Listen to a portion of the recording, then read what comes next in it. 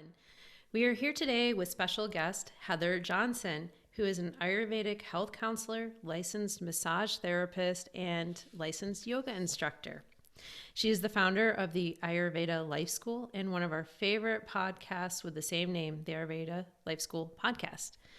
We first met Heather through her 28-day immersion program where we learned the foundations of Ayurveda and how to implement healthy routines into our daily lives. We have also participated in her very comprehensive seasonal Ayurvedic cleanses. Heather has been such an impactful and positive teacher and mentor for us, and we thought she would be the perfect person to talk to us about a very common issue that we are seeing in America today: long-term stress issues and overwhelm.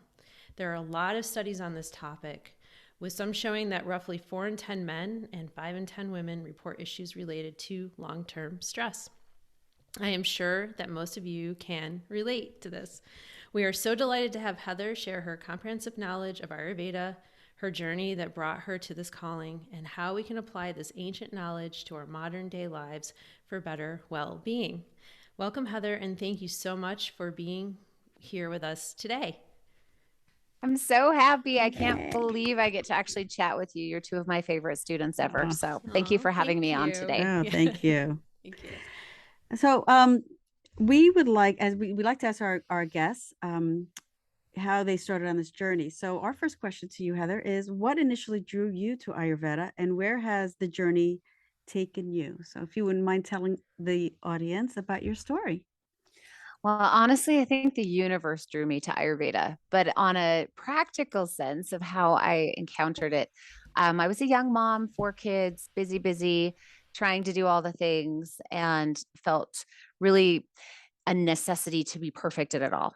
And that leads to, we're talking about today with the stress, but it just led to a lot of dissatisfaction with my life, a lack of joy.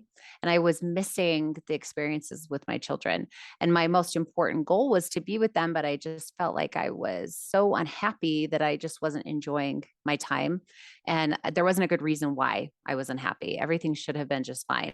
And so I layered that as far as guilt on, well, why am I feeling unhappy? And health wise, I was doing okay. I was young enough that the stress I was putting my body under with running marathons and doing Ironman triathlons and all of these really high intense exercise activities, my body was keeping up with it okay. And I did notice that I started to just get tired easier. So I stumbled into a yoga class at the local rec center where I lived.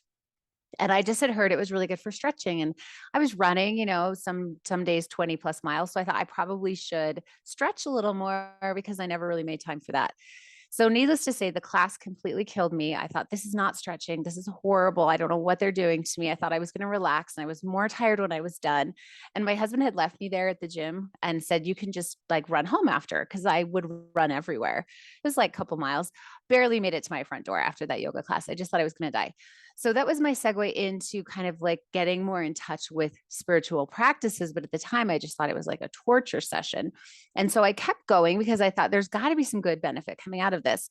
But I was the student that would leave during Shavasana because I thought, well, I could go run another mile or two on the treadmill. These people are so wasting their time. Like, I don't understand why they're laying there on the floor for so long. And mind you, these are like, my late 20s. I still just thought I knew everything. So I finally had one class I went to, and it was getting late into the evening and the sun was setting, and you could hear these kids in the outdoor pool because, again, this is still at the rec center. This is not like real high class yoga. This was just very basic practice. But the teacher let the lights get dark in the room and the sun was setting outside, and it just kind of got that magical feeling that happens around dusk. And her voice was so soothing. And I found that I wanted to stay for Shavasana. And so I stayed and I laid on the mat, and I just thought, whoa, what is happening here? I don't even understand the emotions that I'm experiencing. And I started crying, and I thought, this class is crazy. And then I thought, I just want to be here and cry forever because this feels so clean and healing for me. And so from that, I decided I wanted to learn more about yoga and took a yoga teacher training. And one of the modules was on Ayurveda. And I couldn't say it right. I said it every way you could say it for a long time. I didn't understand what they were talking about. I was like, Paita and Vata, and what's this Kapha? I'm like, I did not understand anything about the doshas. It was so out of this world for me, but it drew me in. There was just something about it that was magnetizing for me. And I kept feeling this energy that I needed to learn more. I needed to learn more. And so I started practicing Ayurveda, just reading what I could find. And this was long enough ago, there really wasn't a lot of good resources. The books were very confusing. They were usually written by Indian Vaidyas or teachers. And so they were very complex. They weren't kind of written in a way for a beginner to understand. And so I thought I better go to school because this is just too much. I can't learn from these books. I'm like lost here. So I went to Ayurveda school and studied out in California at the California College of Ayurveda. And it's a long process. If you want to become an Ayurvedic doctor, you're about 6 years of study and internship and research. And it's just a lot of work, but I loved it. And it was something that just filled my soul. And out of that spawned the Ayurveda Life School, mostly because I wanted to teach people who maybe were at that place in their journey that I was, where none of it made sense, but they were drawn to it. And I thought maybe I could explain it in a way that would make sense to them. They could actually do something in their lives with it. So that's how I found Ayurveda, where I went with it. Yoga still is always a part of my teaching and my practice. Massage just kind of ended up in there because there's so much Ayurvedic massage and beautiful techniques that we use that way. So those three modalities just really fit well together. And so I see clients privately for all of those. I do a lot of online offerings just to help serve more people. And the podcast is just where I play. So that's kind of how my evolution happened. And I will say, I think now, 10 years later, so it's probably actually been more like 15 years. I'm a different person than I was. And you can ask people who knew me then. My husband's probably the best one to ask because he's watched the whole process. And I'm definitely a happier, more balanced. Life is not perfect. I'm not always rose and sunshine, but speaking of, we have Rose on here. So I'm not always just like perfection, in that way, but I am much more joyful and I'm able to handle stress better. And I just want to have health for a long time. So that's kind of my goal with all of it moving forward. Yeah, I think we can all relate too with that yoga experience. I was drawn to yoga also because I was going through very stressful times, and I was the same way. Shavasana was difficult, and then one day I had a good cry, and I was like, "Oh my gosh, what's going on here?" So I'm not much of a crier, so. Yeah, it's a different thing. I think you finally tap into that subtle body, that emotional space that we don't often listen to because we're so busy. Mm-hmm. And yoga is a really good entryway for most people into Ayurveda. Yeah. Yeah. Oh, I'm sorry. Go ahead, Rose. Yeah. No, I was going to say, it was about 20 plus years ago when I was first introduced to yoga because of some health issues, when I was also introduced to Ayurveda by my yoga teacher. And at the time I was having some really deep issues, stomach issues. And she recommended I see an Ayurvedic doctor who was actually English, American. He wasn't Indian. And he cured me of those issues. And it was amazing. But then I never really followed. There weren't a lot of people who studied it or who kind of disappeared. But I always had a love for it and a knowledge for it. But now after finding you, I found you, Heather, through your podcast.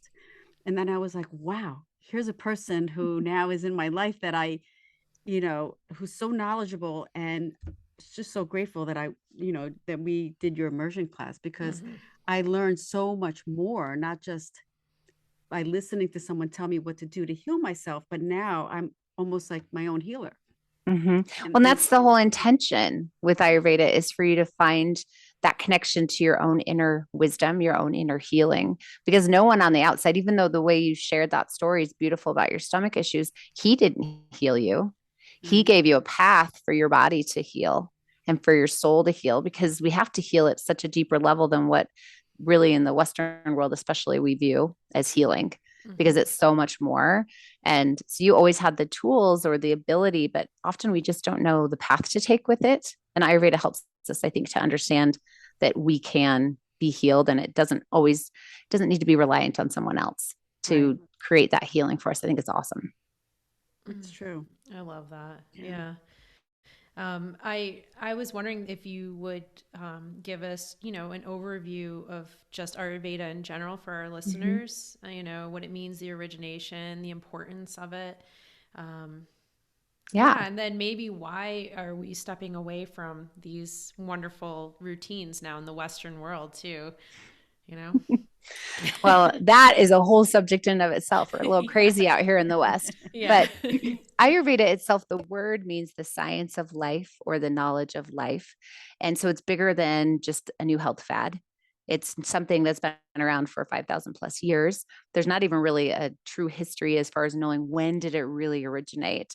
And it was wisdom that was a lot interpreted through these ancient rishis or sages, so wise men at the time that would observe what was going on in nature and would observe what was going on in people and how we were connecting with nature, and then make interpretations based upon that. And they would get direct wisdom, which is how we gain wisdom, really, is through direct experience with things, and then interpret that and apply it to life. And the whole goal was to eliminate or alleviate human suffering. So when you think about why we're practicing Ayurveda, it's to eliminate suffering on any level, whether we're suffering from a physical ailment like a stomach issue, or we're having insomnia, or we're dealing with, feminine hormonal issues, which is such a common problem right now, or even just feeling discontented with life. That's suffering. So it helps us to look at things on a bigger scale, but Ayurveda itself allows us to connect more with nature. And so when we think, okay, so it still feels so complicated. What do we do? How do we do Ayurveda? You're just living in rhythm with nature. You're living with the rhythm of the sun. You're going to bed at the time that the sun goes down, and you're getting up at the time that the sun comes up, which is such a novel idea for all of us with our electric lights, right? We totally have messed up that rhythm. We're eating in rhythm. We're not eating when we're not hungry. We're eating the right amounts when we are hungry. So we're listening to what our body needs in that way. And we've confused that in the West because so much of our food is artificial, and it sends signals to our bodies that our body doesn't know how to interpret. And then we're eating at weird times because we've created schedules that don't match the circadian rhythms. So we wonder why we don't feel well when we're eating massive dinners at 9 o'clock at night and then staying up for hours on Netflix before we fall asleep. So it's really a way to start listening to what our body's biorhythms naturally are and connecting those to the season that we're in. And I know you guys have talked about that on your show before, living with the seasons, changing your food with the seasons. So in a nutshell, Ayurveda is really your patterns. It's your habits, your routines, and how well are you aligning those with what is proper for nature, but it's unique. So what's good for Jennifer and Rose individually is not going to necessarily be the same exact things that are good for me. And I think that's the beauty of Ayurveda, is that it's customizable. It's not one size fits all, but it's also the danger, because people get so overwhelmed and confused by that, because we're used to people telling us do A and B and get C. And now I'm saying you could do all kinds of things and then add B and still get C. But you're like, but what's A? I don't know what A is. So it's hard. You have to get back to listening to yourself and experimenting. Like, look at yourself as your own testing ground. I'm going to try this and see how do I feel once I do this action or this habit. When you were talking, it reminded me of some of the things that we did during your immersion. And I still have incorporated some of the very small changes into my own personal pattern or schedule or my daily routine that have, now are a part of, they're part of me now. And such small changes made such huge impact on my health, not just physical health, but also my emotional health. So I think it's important that people understand, in any health journey, there's so many things you can do, but if you just try to incorporate a little at a time or just one at a time, you don't get so overwhelmed. Right? Oh yeah. And you can understand it, and you're not like so confused. And I think that's the beauty of Ayurveda. You have all these little, little things that you can change, whether it's going to bed early, not eating at a certain time, after a certain time, or not snacking in between meals, which I don't do anymore. That wasn't really a big snacker, but it's helped me. And having my fennel tea after every meal. Oh, isn't it the best? They're life changing. right? Well, and there's so many little habits that you can implement that you don't have to do them all. I think that's what's important to understand too, is you could read a book about Ayurveda and there could be 100 beautiful recommendations in there. Doing all those recommendations does not equate to living Ayurvedically. That is actually going to create more stress, more drama in your life by trying to do all of these things. So it's being wise about what is going to be the most impactful. And as my students, you have heard me use the term hinge habits before, that there's often habits that every other decision that you make kind of hinges on. So it's trying to decide what is the most important habit or thing for me to focus on, and what else will then domino into place. So you can get overwhelmed if you try to do all of them, but you can have a huge impact and a huge benefit to your health just by doing one. And then once you nail and that one's part of you, then add another one. So just slow and steady. I mean, you're going to be here for a while. You might as well just take it easy. No need to like freak yourself out over it. So I think that helps too when you're implementing things with your family. And people struggle, especially women, because they get excited and then they think everyone around me has to do this because you see the benefit and you don't want them to suffer, right? Yeah. You're like the modern day Rishi. I'd want to eliminate suffering, my child is suffering. If they would just do this, they're not going to just do this. You have to have like baby steps to get them to shift. And even then, they're going to go and have, cake at the party and pizza at the football game. They're going to eat it. And you're just going to say, okay. But the rest of the time when you're around me, we're going to eat in a way that's balancing. Yeah. So yeah, it's all just a game in that way. That sounds like me with my husband. He's stubborn as a mule. And I'll be like, honey, just drink this ginger tea. You will feel better. I promise. It's like, no. He has to be like on death's bed before he will take my advice. Well, I thought it was a big thing when I finally got my husband taking Triphala every night with me. Yes. And every day he will take his Triphala. And some days I get busy and then I'm like, oh yeah, you're doing your Triphala. I got to go do my Triphala. So we just have it out there. But that was like a huge thing. But it's been years of him observing, slowly adding things like his ginger tea that he drinks all the time now and those things. And, he still eats more meat than I'm comfortable with. But I also know he's made really good changes in other ways. And everyone has to make their own decision. They're on their own journey. Mm-hmm. So we have to just make the decision that's best for us and be a good influence on people if we can. So, yeah. Absolutely. Taking care of ourselves because then it emanates out to everybody around us. Exactly. Yeah. So one of the other questions that we have is, would you say the most common issue that people come to you about is negative long-term stress and overwhelm, or is there another issue that you see? They think they're coming for something else. And so they don't lead with that. When people come in, there's usually a physical ailment that brings them in because people often don't ask for help or don't seek assistance until they've really pushed themselves over the edge for most people. You do have some that are just really aware and they just want to be healthier. There's nothing major going on and they just want to implement more healthy habits. But the majority of people coming to you, even in the beginning when they don't tell you, you start to uncover and unpack it and you realize they've got some like real issues going on. They might be telling me they're just not sleeping well. But there's really some underlying things going on. And so that's why I really come back to that negative stress and overwhelm as really the main thing that people want to come in about. Now, it may be manifesting as stomach ulcers, right? It could even be manifesting as a diagnosis of cancer. And so they think they're coming in about cancer. But when we look at Ayurveda, it's that idea of a tree, and we are trying to get to the root cause of what's actually going on. And so it is an imbalance in the doshas, which we didn't talk about that. I don't know if your listeners are aware, but there's different constitutional types within the body and the mind, really in everything in nature. And so when those get out of balance, then that's what causes the disease. So when we come back to negative stress and overwhelm, those are then festering. Like picture that under the soil at the root of the tree. Mm-hmm. And what we're seeing manifested on the branches are the illness, the diagnosis, the chronic insomnia, the constipation that doesn't go away, right? The snapping at your kids that you just can't seem to handle when you're under stress. So all of those things are kind of the fruit, but we go back to what's actually causing that. And so it's that negative stress, and what causes negative stress is this doshic imbalance. And in the West, we are chronically out of balance in Vata. We always have way too much Vata going on for the majority of people. And then Pitta is a close second, simply because Pitta dosha is so fiery and there's so much fire. I mean, you just go on social media for 2 minutes and there's so much heat and intensity and fire and animosity and just all that going on, right? It's like a volcano happening all the time, erupting. And then our Vata is all that movement and the excessive doing, the excessive, I have to do in order to be worthy. And I see this with a lot of women where they've just taken on so much because they feel like, well, I've got to be responsible for this and this and this and this. And it's just become unmanageable. Their life really is unmanageable, but they don't see an out and they don't see a way to change it because they are so stuck in the overwhelm. So when Vata and Pitta get out of balance, you get dried out, emotionally burnt out, and then that all translates into the physical ailments that we see. So that's why I say it's negative emotion, overwhelm.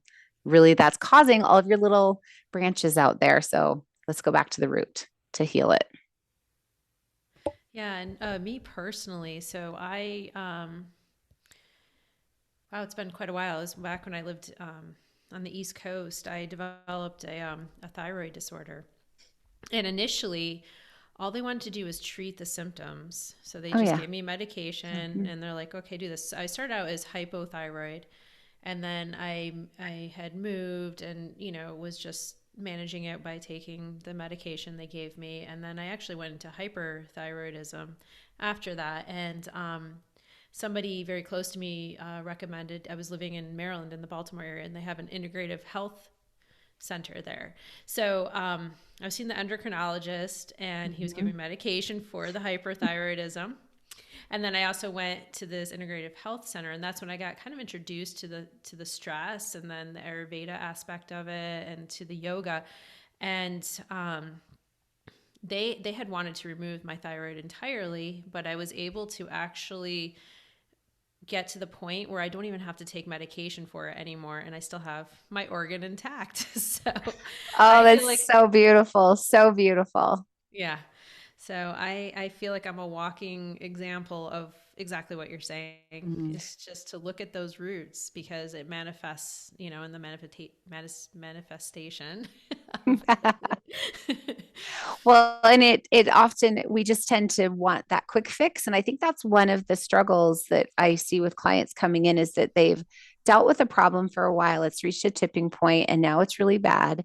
Mhm. And they want me to almost Western treat them with Ayurveda, if that makes sense. They're like, well, tell me what herb I should take.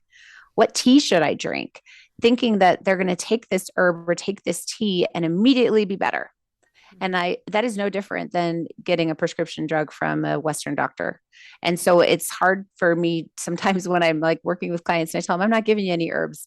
We're going to work on some lifestyle first. And once we got that nailed, then we're going to add in some herbs because I want you to deal with the underlying problem. Let's not put a Mhm. band aid on it. Now, there's some cases like someone comes in and they've had such emotional upset that they're now having chronic constipation where they're not going for like 9 days in a row. This is a common thing that I see. I'm immediately starting those people on triphala, licorice, a bunch of different things that we're going to help to move that along because that is really unhealthy to have that impaction of the bowels.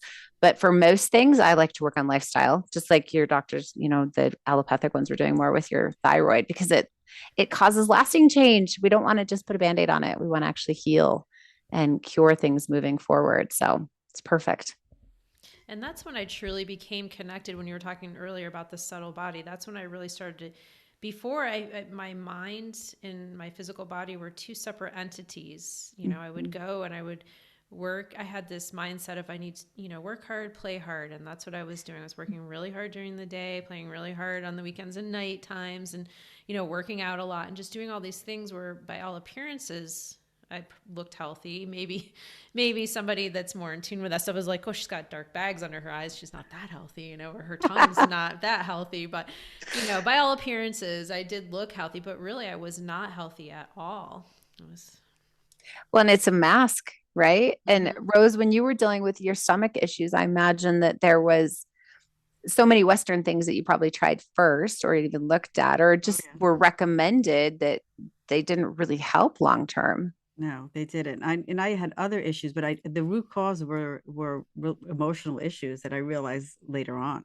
Mm-hmm. Really deep trauma. Um, so, but yes, I tried the Western way and then realized that there are alternate ways, right? Um, Exactly. one of the questions as you're talking about is are can people become aware, or how can a person become aware of initial symptoms before it gets too late? Like, is it, continuous stomach issues, or Mm-hmm. maybe feelings of being anxious regularly? Are there any things that like red flags that a person say, oh, maybe I need to slow down or Yeah. see someone or talk to someone? Well, it's interesting because in Ayurveda, we go through stages of disease progression. And in the West, we don't actually identify a disease until we're almost to stage 5, Ayurvedically, where it's like pretty far gone from our point of view in Ayurveda, where we're really having to hit it hard. That's when you start to actually see a lot of the symptoms that people identify as stomach problems or chronic headaches, those kinds of things. Chronic So ones. yes, chronic things. And so if you're having something every once in a while, then that is a sign that something's coming. But what we look at, honestly, from a pathogenesis is the terminology we use for kind of following that pathology as it goes through the body until it's really manifested. And now we're seeing, problems throughout the body. But when we start in the beginning, it's really subtle, and it always starts in the GI tract. Okay. So you're noticing what's going on with your GI. If you are having excess gas, there's too much vata going on. Okay. So then we start looking at, what am I eating? Am I eating things that are really dry? Am I eating foods that are very hard? Am I eating things that are rough? So all of the qualities of vata, and then that's leading to gas, flatulence. And am I having like stomach discomfort where I can just feel that bloating, but it's like an airy bloating. So that right there, some people, it is so funny. I have a daughter. She will never listen to this, so I can tell you a story about her. So she's 20, and she recently did a body physique contest against all recommendations of her mother. She decided this was she's an adult and she's going to do this. And she was a Division I swimmer, and so very into sports, but had stopped swimming, wanted to do something different. So for physique contests, they're eating so weird, in my opinion. They're eating like 6 times a day. They're eating so much protein, and it's just more than your body can actually handle. And it causes extreme flatulence in most people who are doing this. So I'm around her. She's home for the summer, and I'm just like, oh, sweetheart, open the windows. You're killing me here. And every time that she would do this, I would just like cringe inside, because I know what that's a sign of. This is bad. The fact that you're experiencing this is not just because you ate too much broccoli this morning. Broccoli is increasing your vata. So now your vata is affecting your bones and your reproductive organs. Everything is being impacted, your stress, your mental state. So paying attention first off to digestion. So if you're experiencing excess air, gas bloating, vata's out of balance. If you're having heat in the stomach. So if you're eating foods and then you're feeling like that discomfort where it's almost burning, that's the pitta, right? That's our fire is just out of order. Or if we're having really loose bowels. So start paying attention to your toilet, friends, because that is where all of this news and information comes out, literally comes out, right? And then we start looking at, if you're having sluggishness, meaning you're not going to the bathroom real easily, you feel like you need to have a bowel movement, but you can't. That's a site of kapha, right? We're feeling kind of plugged up, or there's mucus in the stool. So starting just looking at simple things like that, that's kind of your first signs. There's something off, and we need to take a step back. This is not something most people ever pay attention to or notice, right? I mean, you talk to your friends, nobody ever talks about this. They don't even pay attention to it in their own bodies. They just think it's normal. They pop like a Xanax or, a Zantac, and they'll take some Tums if they're not feeling good, take Beano or something. I mean, they'll do something over the counter to try to Mucinex, or yes. not Mucinex, Metamucil. Yes, right? Metamucil. They're like, oh, I just need more fiber. Something's going on. So just noticing some of those things. And then so that's the first sign you're going to see in the body, right? Is in the GI. It's going to spread to the skin. So start paying attention to your skin. If you're having excessive dryness on your skin, and it'll tie in seasonally often as well. When you move into a drier season, wherever you live, in Wyoming, where I'm at, it is so dry, like incredibly dry, much more than it was even in Utah. And so I've noticed I've had to be really good about Abhyanga massage, getting oil on my skin, making sure I'm getting enough ghee internally, that I'm eating a lot of moist, unctuous foods. So, but the skin, if you start drying out, vata is elevated. For most people, that's a common problem. And then they'll start noticing it in hair and nails. If you start noticing things in your hair and nails, your bones have been affected. Okay. Because these are a side product. We call it an upadatu.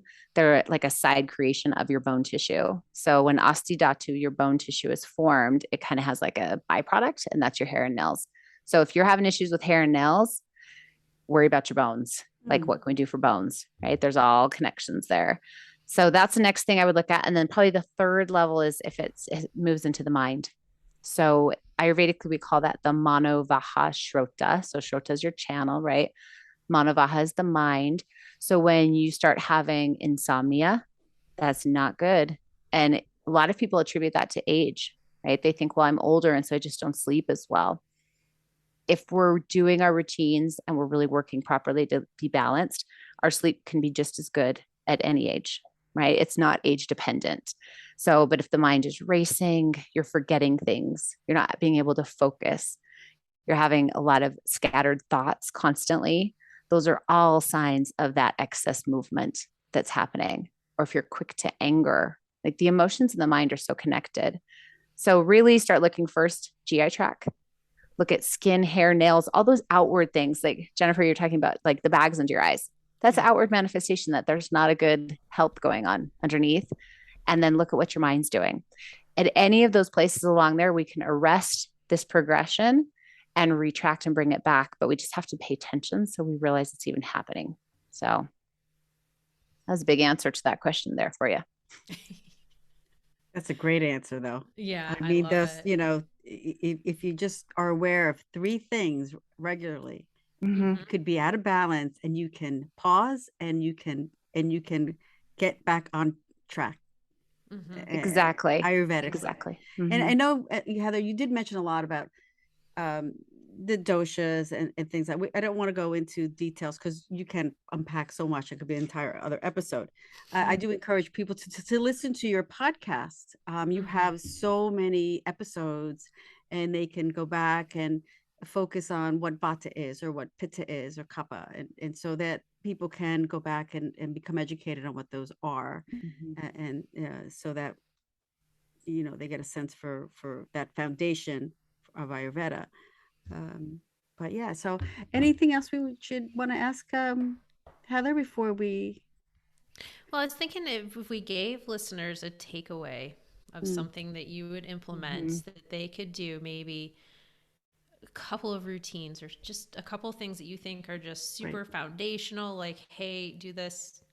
What do you think? I love it. Yes. Well, and I actually, in preparation for us chatting, I wanted to give some specific food type things that they could add in to deal with stress, because I think that's really helpful to have a few things to try. But I'm going to give you the habits first, because that's more important anyway, my friends. So when we're thinking of stress and overwhelm, one of the tools that I like to use, and this isn't even strictly Ayurveda, it just really helps me, is to look at your schedule first off and create white space. White space is so clearing to the mind. It takes away all that excess clutter and creates an opening. And then we are very cautious about what we fill in with that white space. Like, quick little story. I was just really feeling the pressure of a lot of things. And this was, I'm living Ayurvedically. I'm doing all these things. I'm thinking, oh, why am I feeling so stressed out? I have a hard time saying no sometimes because I love to do all the good things. So I had gotten my schedule way too packed. And for me, if I look at my schedule and I don't have white space in there, I feel claustrophobic and completely trapped. Like, I get almost a scared, fearful feeling, which is a vata feeling, that fear. And my mom was at the house, and moms are like amazing. They can just like cut right through it. And she pulls out my calendar. She says, okay, you're freaking out and overwhelmed. Let's offload. She said, what do you actually have to do? And I said, well, I have to do these few things. And she said, okay, what could be pushed off to later? So we identified those. She said, what do you actually not even have to do? You said yes, maybe out of obligation, or you said yes because you wanted to, but now it just doesn't fit with your plan of where your life's going. Your journey has gone somewhere else, because I often schedule things months in advance, right? And so I started offloading and calling people and texting people and moving things and shifting things and creating space so that every day had a little bit of white space. Maybe it was an hour. Some days I was able to get a whole chunk of like 2 to 3 hours, which was amazing. And that feeling of lightness that occurred when that happened was just like life-changing. So creating white space, I think, is really important, because we are creative beings. We need space to be able to create, and we need space to be able to feel. And if you have everything packed so closely, there's no opportunity to be in tune or intuitive about how your body is doing, how your mind is doing. So you won't notice when your GI tract is off. You won't notice when your skin and your countenance is bad. You won't notice when your mind is crazy because you've filled it too much. So that's probably my first thing. Second thing is you have to rest. Sleep is vital. It is not an optional activity. The same mom that was so wise in that moment also said to me one time, oh, I can sleep when I'm dead. And now I tell her, and you'll be dead way faster because you don't sleep enough. Right. So getting good sleep at the proper times is really important. Remember, you can't catch up on sleep. You can't deprive yourself all week and catch up by sleeping in on the weekends. It does not work. So following the rhythm of the sun, wherever that is for the listeners, wherever they live, follow that pattern. So if the sun is setting for you at 9:30, start winding down, start getting ready to go to sleep at 9:30, drink your golden milk Oh, that is like the best. If you don't know what that is, Jennifer and Rose will have to give you a whole episode about golden milk because it's amazing. But, do your routines to get you calm down at night and sleep until the sun comes up again, because that's when your body can heal. So I think sleep is the next most important thing. And probably the third thing I would tell people, and Rose actually mentioned it earlier, is to stop snacking. And you're going to go, what? But an easier way to, instead of saying stop snacking, is eat on a rhythm. So we're going to give our body space to digest properly. And that doesn't just mean our food. When you have an experience, like even chatting with you ladies today, we have to go away and digest the conversation. Mm-hmm. When you listen to a podcast, you have to like sit with it and digest it. So giving yourself space to digest the food that you're eating is really important. So having your 3 meals a day, just really working on that. I think having tea is helpful when you're first coming off of taking snacks in, or taking 1 meal and splitting into 2. So give yourself some grace with it. It doesn't need to be immediate shift if you're used to eating and grazing throughout the day, but it just gives a rest to your GI so it can calm down, it can digest, it can process, and your body will be so much healthier for it. So those are the 3 habits I would really focus on first. So white space, proper sleep, and eating at the right times. And then as far as herbs and things, okay, I'm going to give you quite a few options here. So I'll tell you slow, and then we may write some notes for you. I don't know how the show notes are done for this, but people probably will like some of this. So I mentioned golden milk. If you're struggling with sleep because of stress, right? Insomnia and those types of things, or disturbed sleep, where you're having dreams that are disturbing, which is more of a pitta type of emotion, to be waking up with the disturbed. But if you're having these things, golden milk is amazing because of the nutmeg. So the ghee in it and the milk in it are very heavy and nourishing all the way to the deepest tissue. But nutmeg itself is a sedative. And so it's a natural way, but you have to have it in pretty decent dosages. So, sprinkling a tiny bit on your hot cocoa or something is not going to do it. So that's why golden milk is great, because it has a pretty substantial amount of nutmeg in it. So that's a really good one, because that'll calm the nervous system down. Make sure you're getting ghee in every day. Ghee is very good for coating the myelin sheath of the nervous system, like in the neurons. And that helps with nerve transmission, but it also makes things smooth. So if you think about it, if you're feeling very scattered, like your thoughts are pinging all over, or even having nerve pain, it's because there's not a smoothness in the flow of that energy. So when we get the ghee in there properly, then it can smooth it out. And you could just have a teaspoon every day. Some yogis and Ayurvedic practitioners just like to have it literally plain, like take a teaspoon in the morning when you first are waking up. So you can try it that way. You can add it to things if you'd like. It's in golden milk. Another reason golden milk's amazing. I think your takeaway food here today is going to be golden milk, my friends. If you don't drink milk, you can do like an almond or coconut milk as a substitute. And then we want to rejuvenate, because when your vata and pitta has been high for so long, you're burnt out, you're frayed. Like think about the end of a rope when it starts to spread out into multiple spaces. You're just frayed. You got to bring it all back in. So we're going to rejuvenate it with tonics. So we call them rejuvenative tonics, or rasayanas. Might be a term that you've heard before. Some of my favorite ones are fenugreek, interestingly enough, because fenugreek is also kind of a diuretic, but it rejuvenates the body. So you can do fenugreek tea, which is great. Amalaki, which amla berries are amazing. They have like the highest vitamin C of any food that you can even eat, but it's in triphala.